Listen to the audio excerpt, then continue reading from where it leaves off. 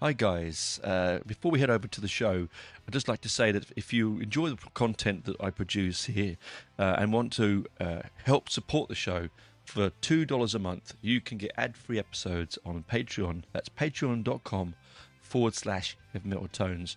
I'm also available on all streaming platforms and on YouTube.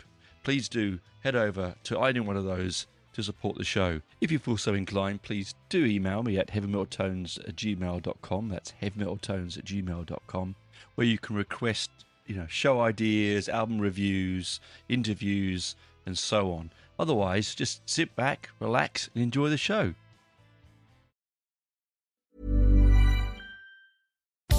Our yoga instructor challenged us to find inner peace. I found it faster than anyone. After 4 seconds, I stood up and screamed, "I found Nirvana! I win!" They asked me to leave. I guess they don't respect winning. Bet365 does, though. New customers get $200 in bonus bets just for betting $10. Namaste, losers. Bet365. Winning is everything. Gambling problem? Call 1-800-GAMBLER. 21 plus only. Must be physically located in Virginia. T&Cs apply. In-app only. Do you keep hearing podcast ads, like this one, for example, but always wonder how you actually get involved with them for your own brand or organization? Well, it's easier than you think. We're Acast, and we give you the platform to do it all yourself. Browse thousands of popular podcasts, choose the shows that match your perfect audience, set your budget, and launch. And if you want a hand, our podcast specialists are there to help you launch with confidence. This is podcast advertising without barriers. Get started at acast.com/advertise.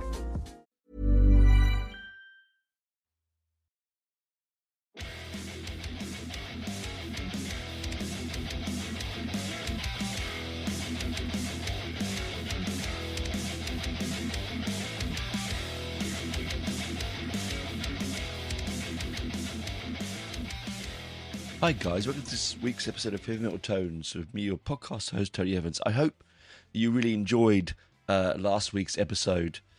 That I really enjoyed. It's actually one of the most enjoyable ones ever to edit, actually, for Gopher, the crazy and unusual band, Gopher. It was meant to be a two-part. The last episode was going to be a dive into the crypt, as I've mentioned before, part one, and there was going to be two bands. It was going to be Gopher, and it was going to be the band that we are featuring today, Destruction of the Healer. But because I enjoyed both bands so much, I couldn't just give them a short, tiny little half an hour intro. I needed a bit longer, to be honest. And so I thought, why not? Let's just break it up. Let's do something different. I'll come back to the two again. Anyway, that format will come around again sometime, I'm sure. So how it happens, I hadn't heard of Destruction of the Healer at all. It's, there's only so much music that one man can hear, and the underground is so vast. I get lost in the caverns of the darkness of the underground now, and finding that your way to the next thing is hard. But we have flag bearers and torch holders and guides through these tunnels. And this one particular guide sent me this particular band and said, "Hey, take a listen. Tell me what you think." Now, so I had to do a bit of a deep dive first and to see, back music, listen to the older other stuff. Now, Destruction of the Healer, I've had so far 4 EPs, 1 full-length album, and a new album is coming out. This is what we're going to be talking about. And there has been a change in sound and direction as well. So it's an interesting band to dive into. They're from Wollongong. Those that are not from Australia, who will not know, in America or in the UK, Wollongong is on the coast. It's a in the UK we call it a seaside town. It's a coastal city, and it's beautiful. I mean, it has some industrial aspects to it. Hence the reason I think this music comes well from Wollongong, because when you go to Wollongong, when you look at one side of the on the beach, you have this beautiful horizon of the ocean and the waters, and you chuck a left or right, where it depends where you're sitting, and you get the factories and the smelting and the smoke and the industrial side. So it's a really interesting melange. And I don't like to use that word too often because but people might think I'm intellectual.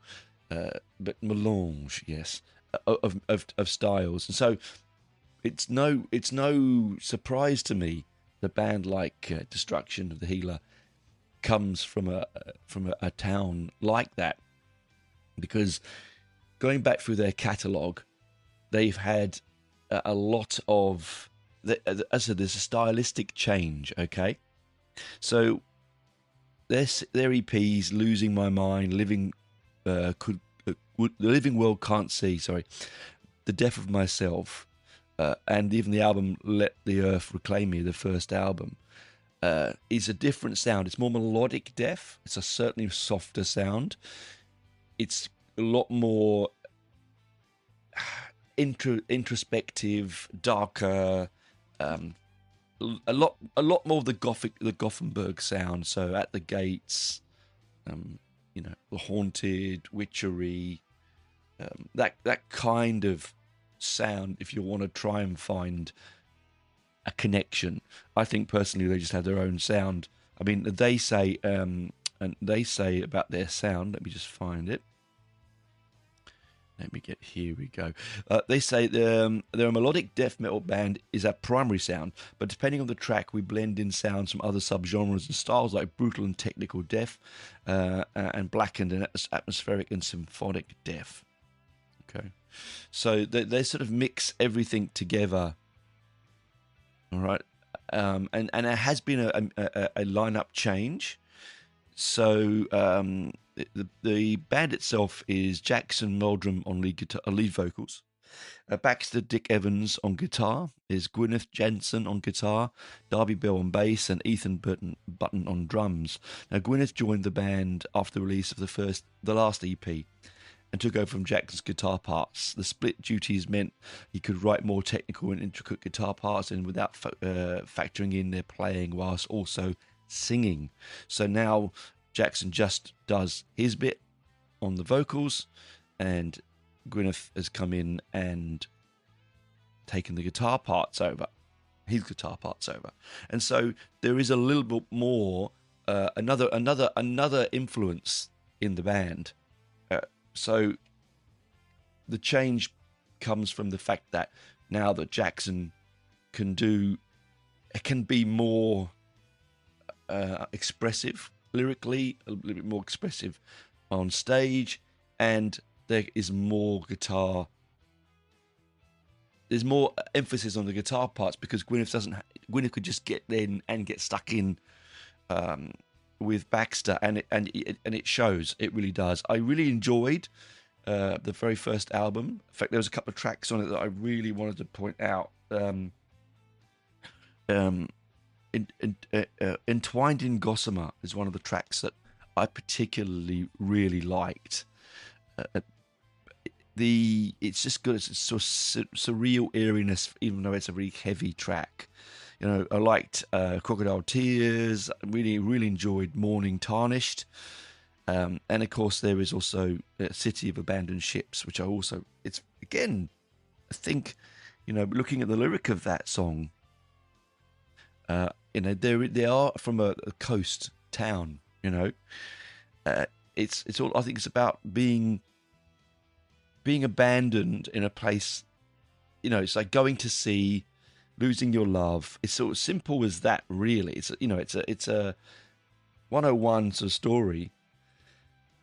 But I really love the way that you can sort of transpose a lyric of it. And also, there's another thing: the lyrics on this album and on this previous album are really something special.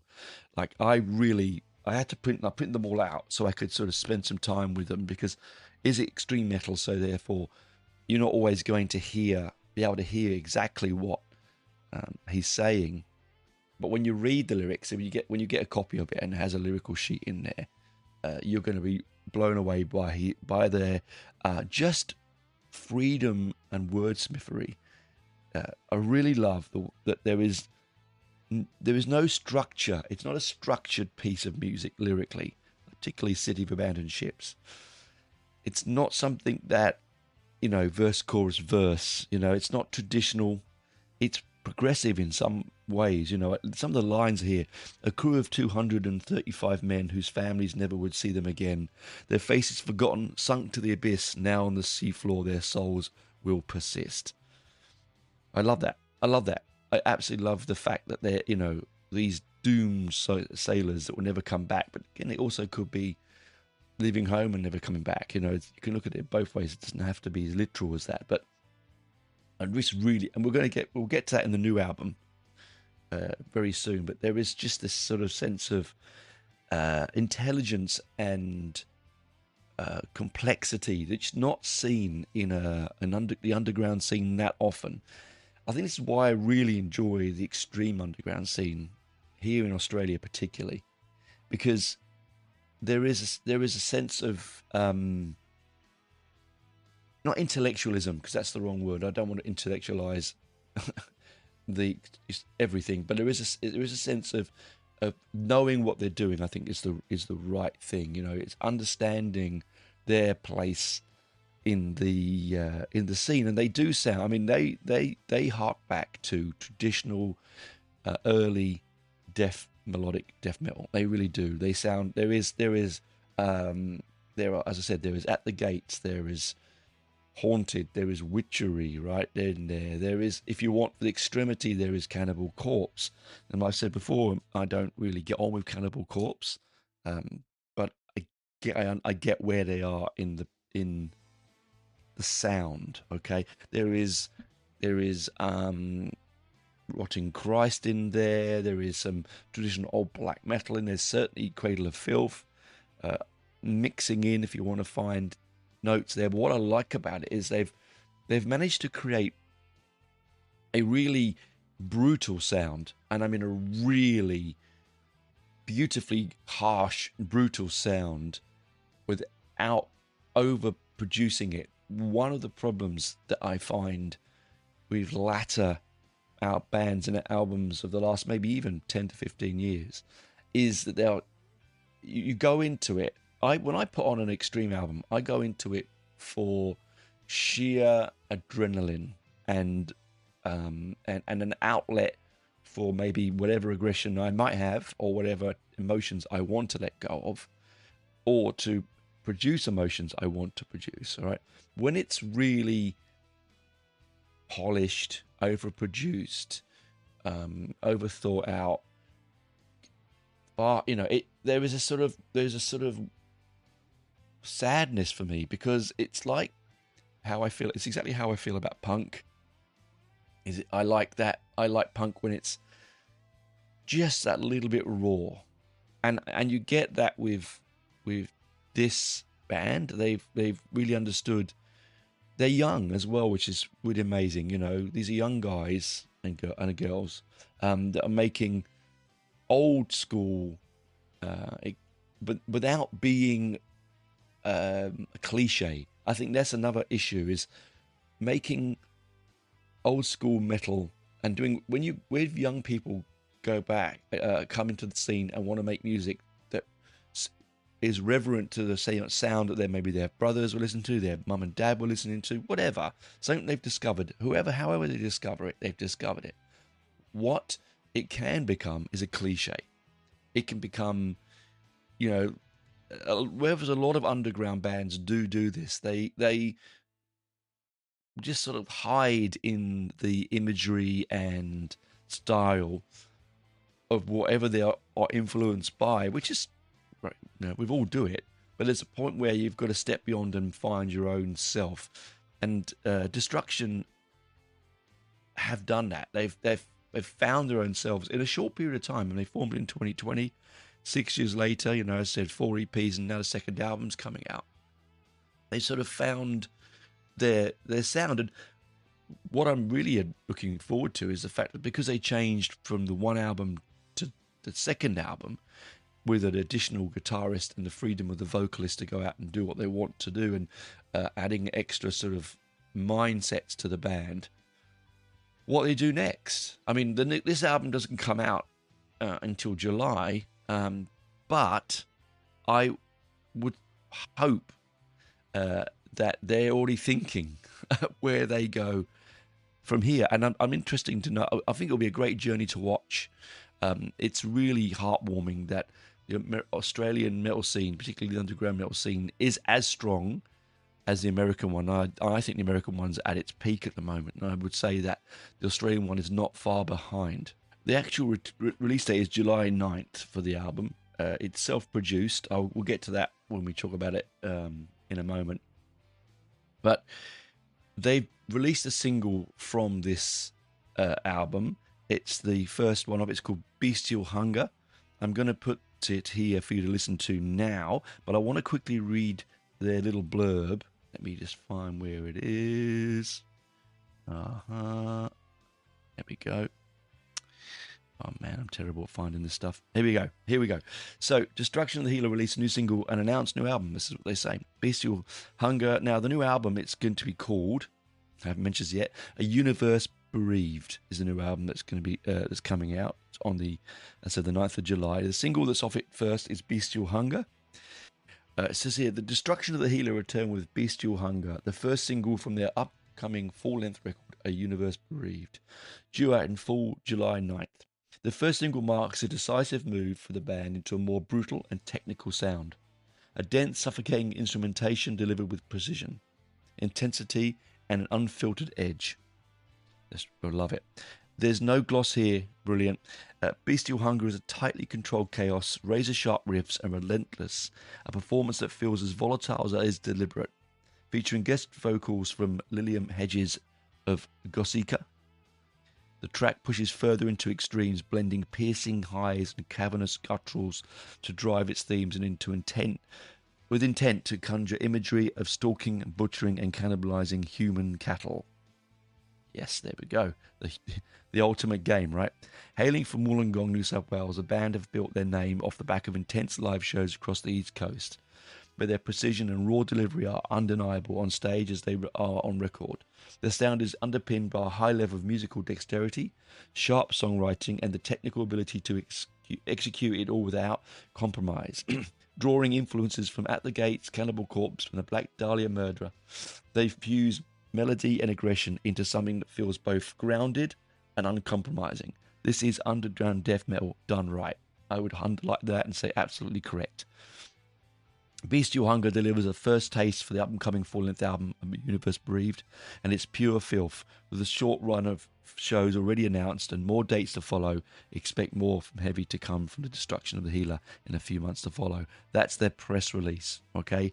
They are about to go on tour. They have got a few, when this goes out, there's a few coming up. They've just played a load in April.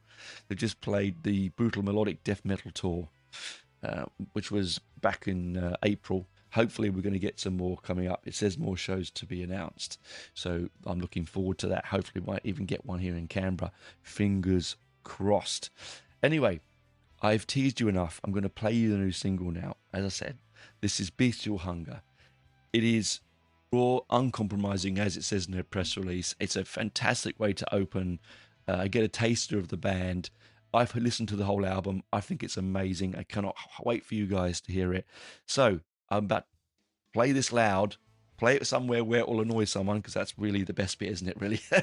And if you're not used to this kind of music, this is a great way to jump into old school extreme metal, because this is, as I said before, a taste of the past and the future and the present. So you're going to really enjoy this from a bunch of young guys and girl from Wollongong. This is Beastial Hunger, about the ultimate game, stalking, butchering, cannibalizing human cattle.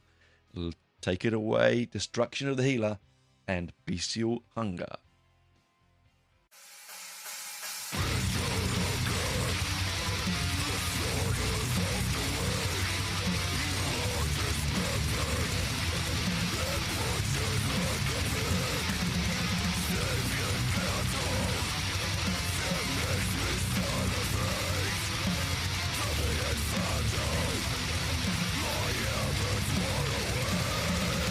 Transform into will.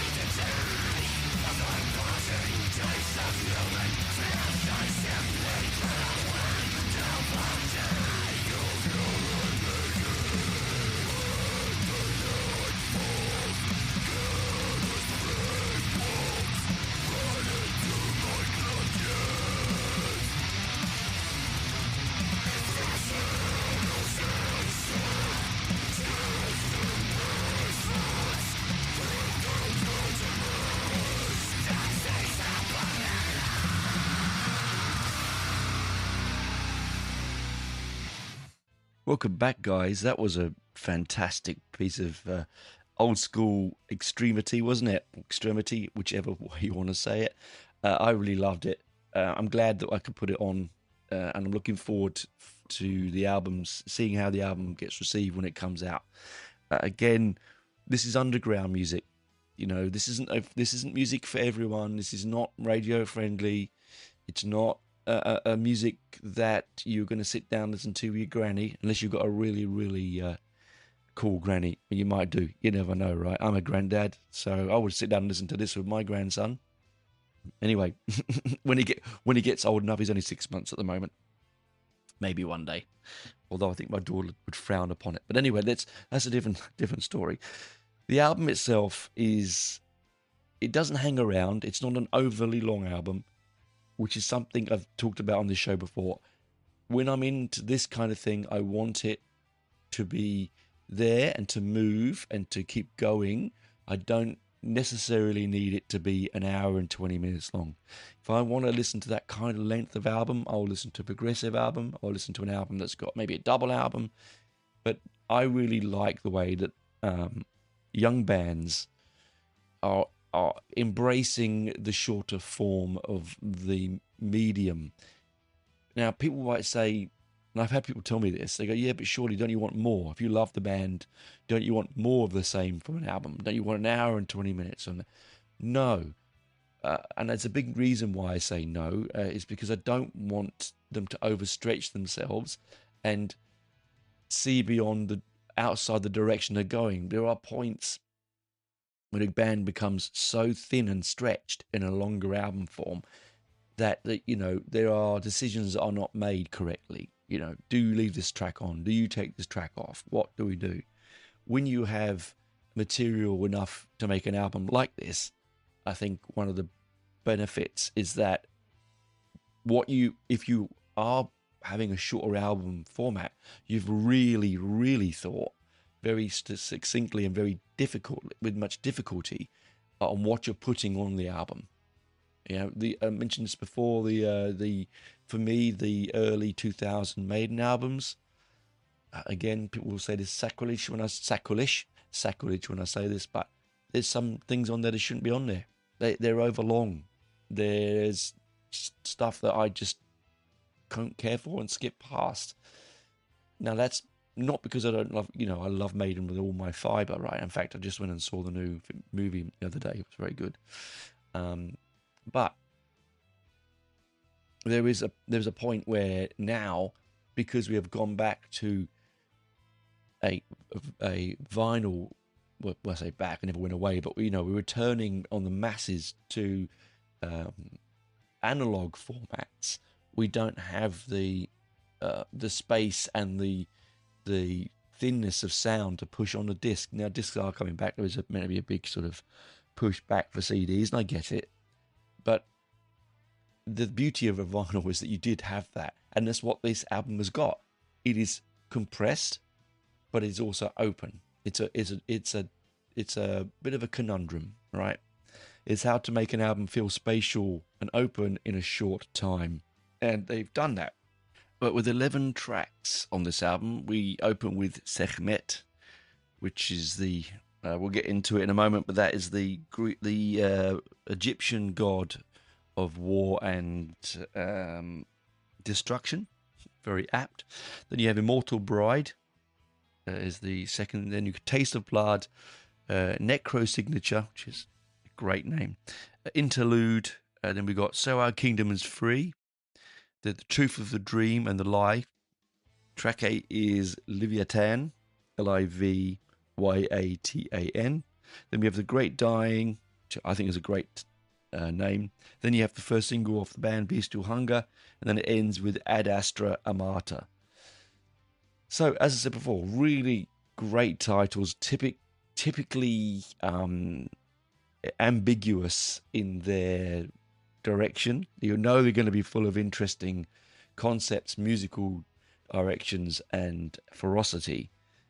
And I do love the term filth used in their ad blurb. I think it really sums up what I love really about extreme metal underground metal is their sort of raw, filthy, angry, creativity, this sort of sense of an emotion that is unbottled and set free into the ether, a way of creating beauty, and it is beautiful to me. Beauty in the ugly darkness, because I've said it before and I'll say it again. When you stare into the darkness at any given time, when you stare into the darkness, where you look, if you look long enough, you'll find beauty. It is there. There is a point at which darkness becomes comforting, all surrounding, and supportive. But there is also points where it's terrifying, lonely, bleak, and unyielding. And I love all that. I love that, the whole thing. So, that's one of the reasons I think that I've always been a lover of horror movies, and having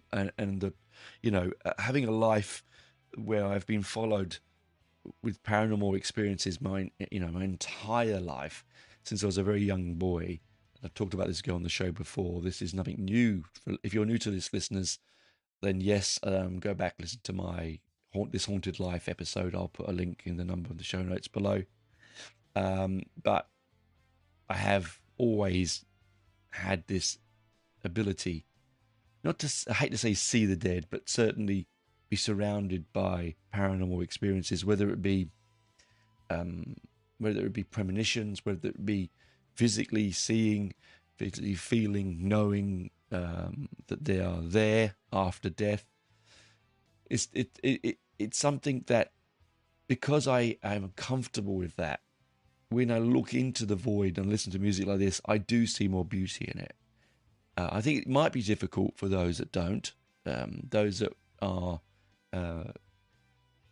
who only convince themselves or know that the only beauty is stereotypical, light, bright, angelic.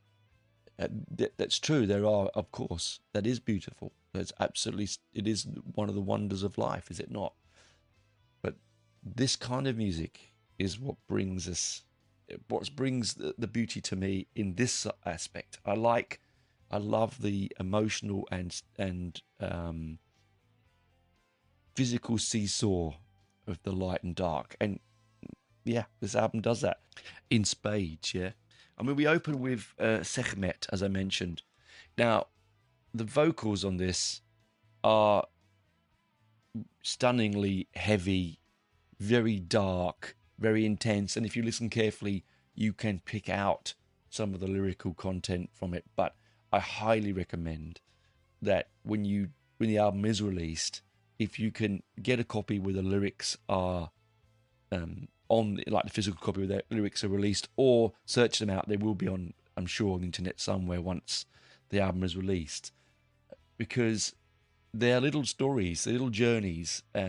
Musically, throughout the album, we have they've got a signature sound of brutality, edgy, aggressive guitars, really thunderingly brilliant produced drums and bass, which I highly enjoy. But the two guitarists really battle with their sort of seesawing highs, and then their extreme palm muted, down tuned, sort of almost amoral rhythms.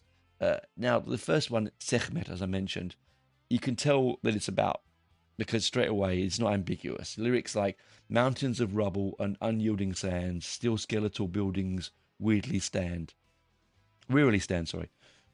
Once bustling kingdoms stubbornly reigned, lie rebidden in ash.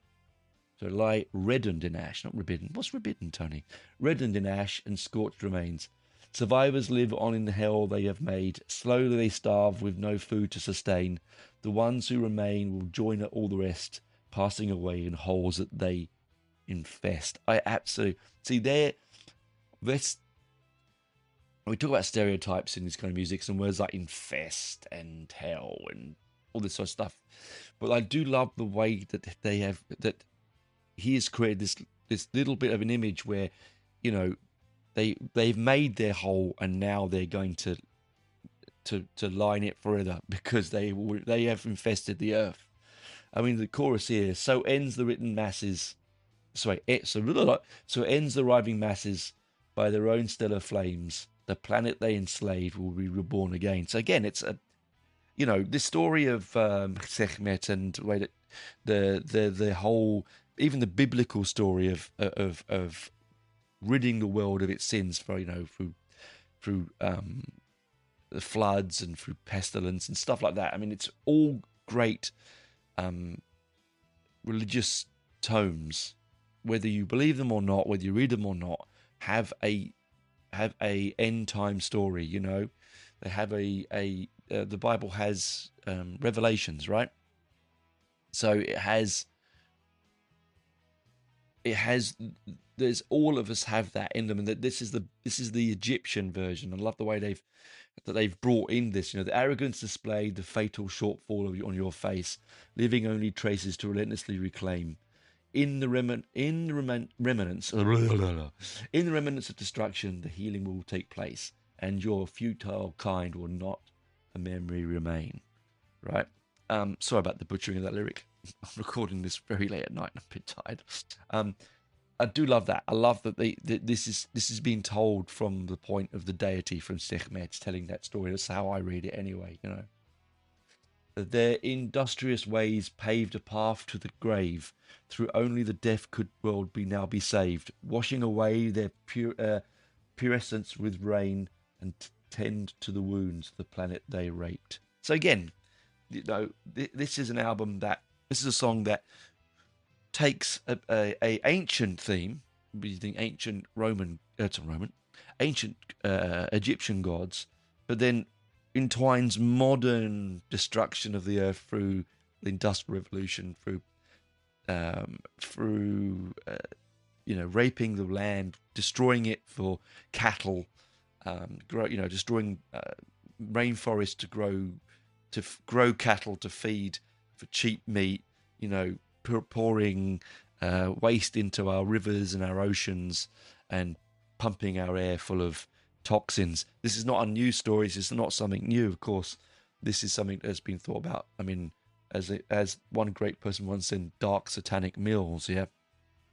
This is a great way of taking this. The reason I chose this one to talk about first, A, it's the opening track, but B, it sort of sums up what's wonderful about the descriptions and use of music. You're using an ancient idea, as in the goddess Sekhmet, then bringing it forward to the destruction of our planet through misuse of our resources and humanity in general, and it's coming to an end kind of concept, but mixing in biblical, Judaic, sort of secular concepts, but also brutalizing you with some brilliant old school haunting death metal here. This one does remind me a little of the Gothenburg sound. It has a little bit of that, but it also has a lot of this European sound, which is sort of sitting unrecognized at the moment on the music scene. I listen to a lot of that, and bands like, you know, Rock Pit and Heads for the Dead and all those kind of bands that I really enjoyed. This has that kind of signature to it, and it's a great way to open the album. There's no two ways about it, you know. Now, the next track that I'm going to look at is Necro Signature. Now, normally I go track by track. These are so... I don't want to ruin this album. I'm so impressed by it. I don't want to ruin it for you. I want you to find the tracks yourself, but I want to point out the ones that stood out to me, okay? And I said, the next one is Necro Signature. This one, for me, isn't. It stood out because it came after a great track, Taste of Blood, right? In fact, it's the fourth track on an album. Often fourth or fifth track in are quite. It's when an album starts to become not flabby, but it sometimes can lose its weight a little bit in the middle, but it doesn't here with this track. I mean, it's not quite in the middle, is it? It's track 4, but it's sort of coming into the area, you know what I mean? I really like this one because this is a real story. This is about man's gaze into the void, into space, yearning to find other people, other races, because like everyone, every creature that's ever lived, if it has a sentient creature, it does not want to be alone. Not really. It wants to know they are not the only one. It's the reason why we join bands. It's why we have friends. It's why we gather in mass on gigs, and we watch movies, whatever. We always want to know we're not the only ones there, and we have a sense of being. And people understanding. It's lovely when you meet someone, they understand you because you understand them. You go, ha, no, I'm not the only one. And this track, musically very similar. Again, it's extreme death metal. It's got some fantastic melodies. I love the vocal line on it.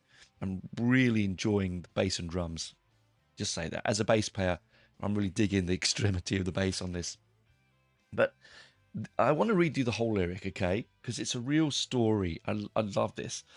For millennia, man has gazed upon the stars, pondering existence of societies like ours. So, ever since the formation of radio telecommunication, well, that's a very hard lyric to sing, I can imagine. Our greatest minds point eyes and ears skyward, looking up for a sign. Try as we might, the universe only offers silence, and every false positive acts only to beleaguer us.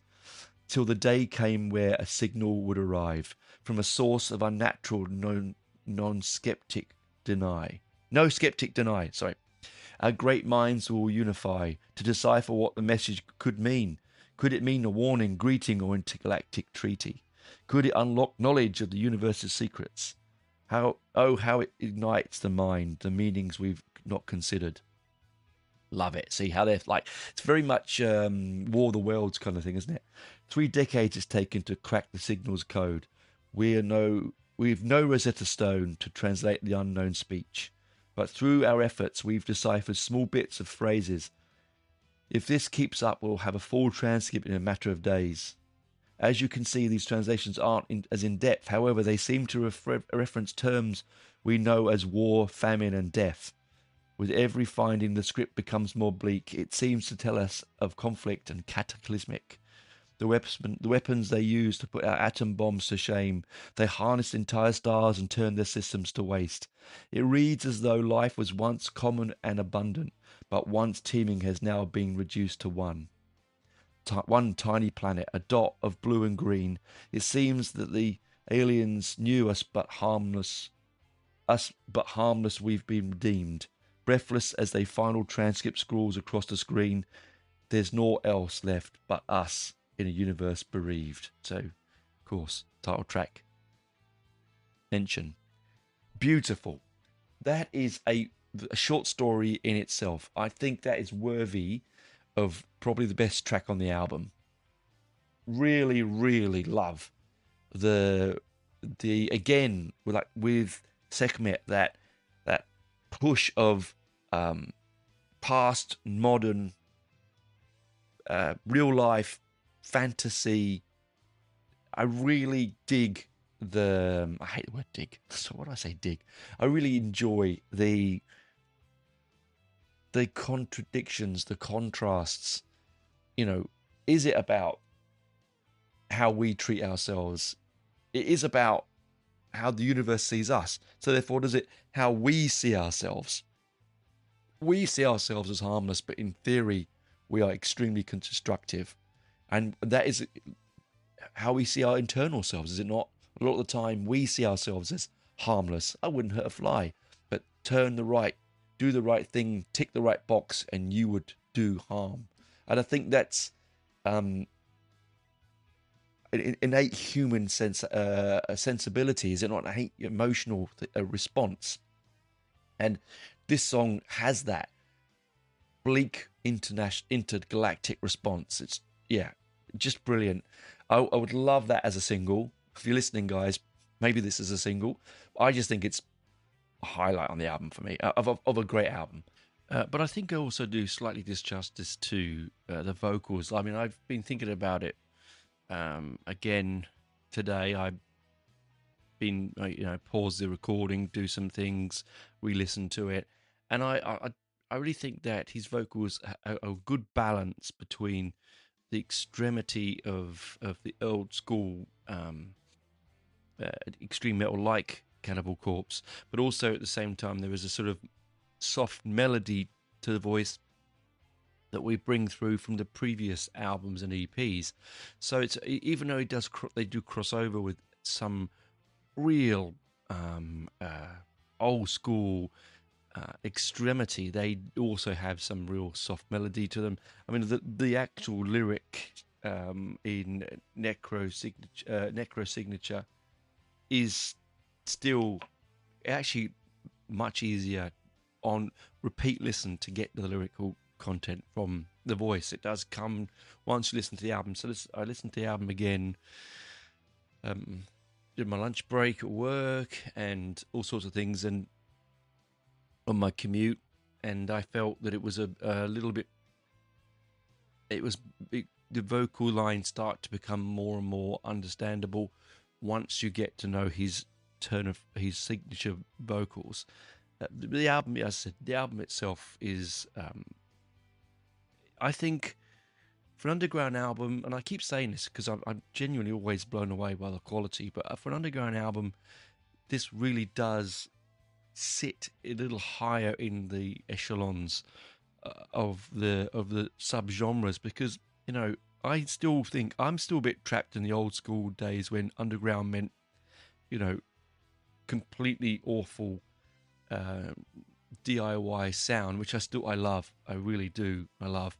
But there's that kind of sometimes almost unlistenable sound. But here, it's so well produced. Now I know that it is self-produced, but it is still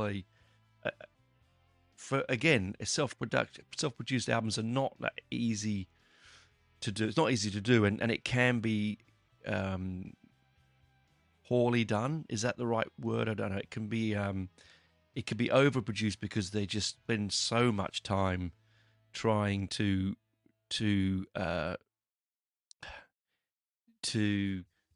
be perfect when they don't have the technical abilities to do so.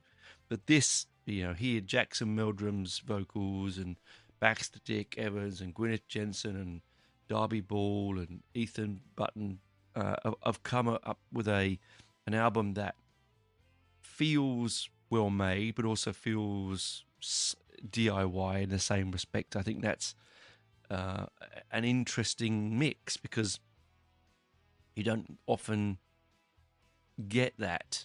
You get one or the other, right? To be honest, that's the truth. Yeah.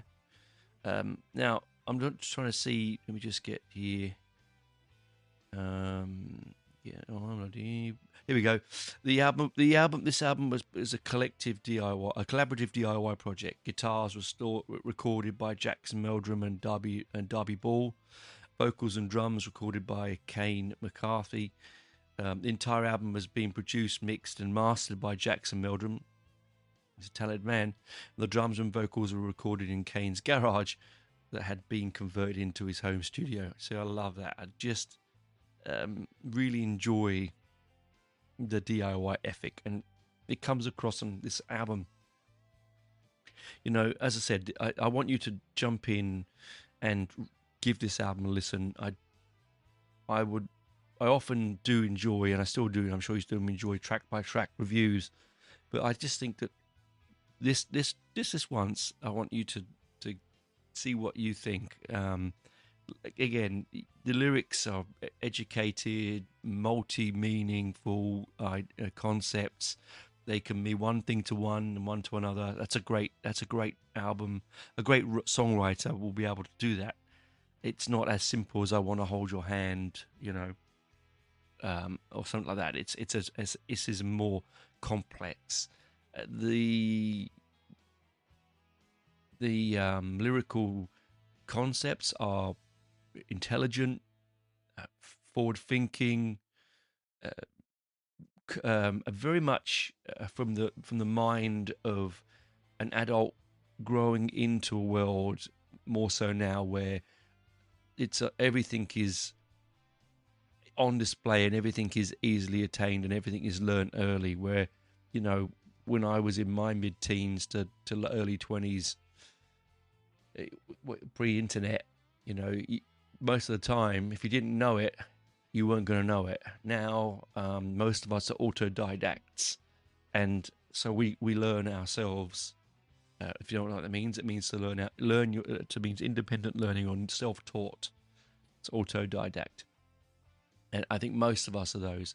You know, now with the internet more so than ever.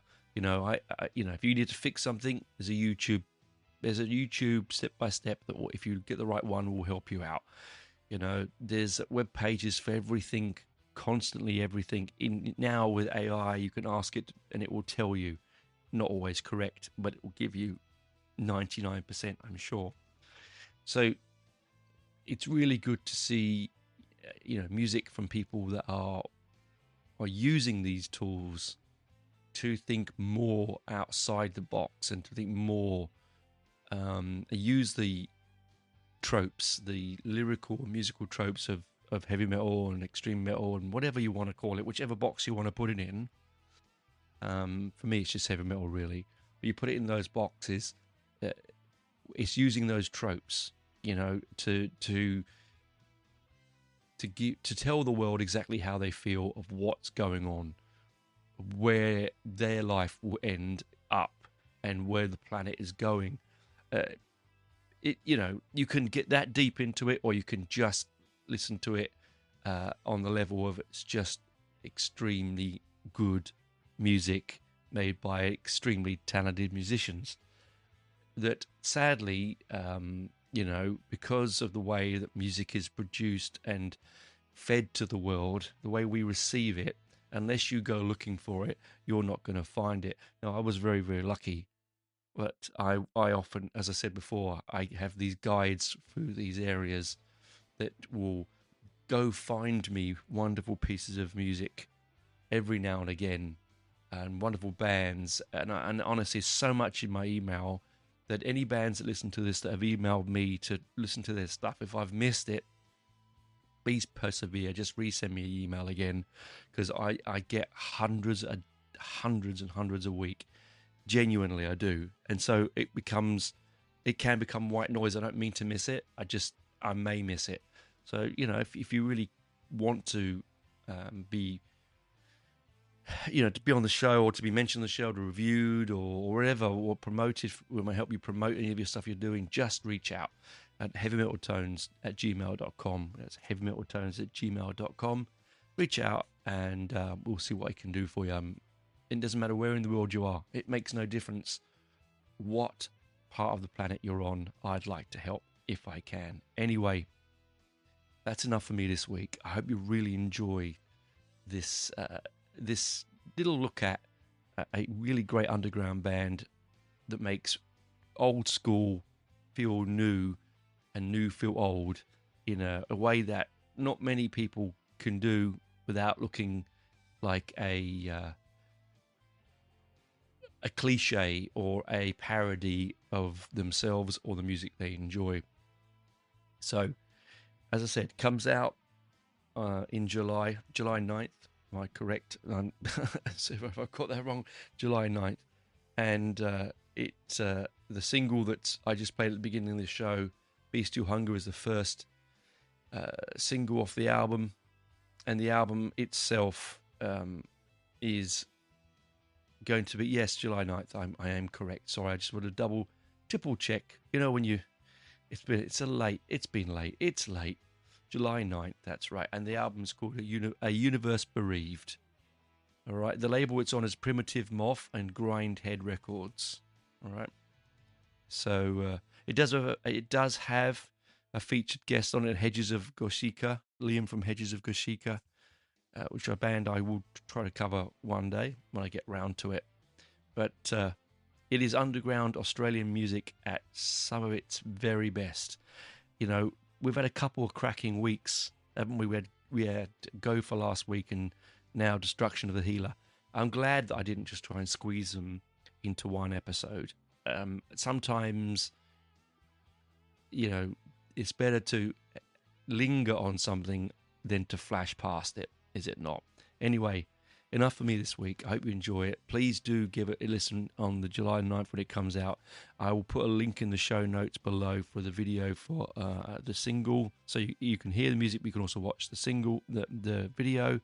And yeah, enough for me, enough gabbing on.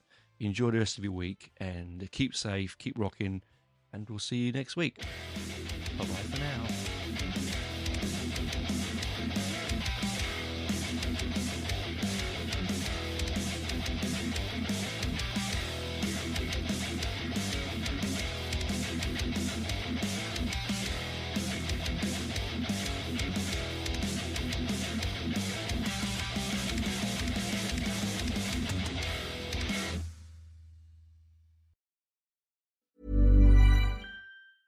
Here's a tip for you. There's a podcast out there with fans waiting to be your next customer.